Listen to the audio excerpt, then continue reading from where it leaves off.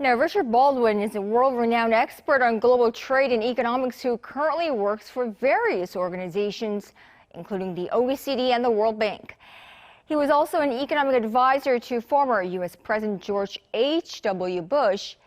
We wanted to get his take on the big economics issues of the day, and since he's in South Korea for the annual Jeju Forum, our economics correspondent Kim Hyesung managed to grab a few minutes with him to hear his thoughts on globalization and trade. Take a look. You said future globalization will be totally different.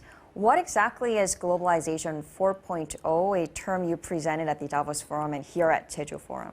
Up till now, globalization has mostly been companies taking advantage of price differences in goods. But the really large price differences in the world that exist today is in salaries of professionals and service sector workers. Now, up till now, people couldn't take advantage of those differences because of the high cost of face-to-face.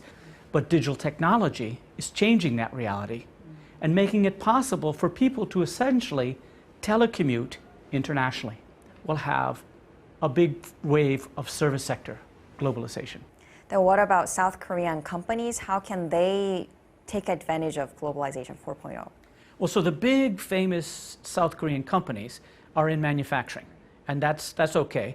But probably they'll be able to take advantage of lower cost service provisions doing it.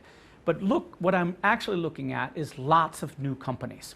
So one of my analogies that I like is eBay or Alibaba. These were brand new companies that broke the business model, online retailing. And I'm thinking that will be lots of companies that rise providing services overseas, organizing domestically. Right, Professor, we talk about Globalization 4.0, but ironically, we're seeing a rise in protectionism across the world in recent years with the U.S.-China trade war and the trade spat between South Korea and Japan. What's your assessment of this risk? Well, that is very serious. I mean, I think the major dominant thing right now is the U.S. has more or less declared trade war on everybody. The U.S., Canada, Mexico, EU, Japan, Korea, Australia, everybody. India now, recently. And people are starting to protect back. So that's somewhat disruptive. But on the other hand, many of these countries are starting to liberalize trade among themselves. And more deeply, I think that our economies are so deeply knit that we'll find a way to make it work.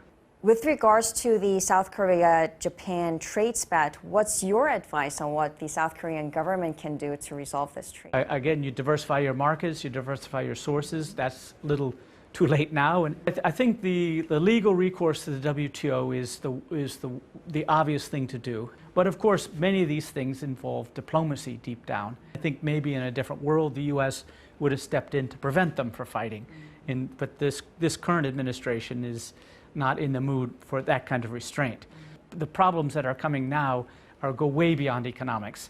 And there I can just, as an optimist and a global citizen, hope that it works out. Got it. Well, thank you so much for your time today, Professor. My pleasure.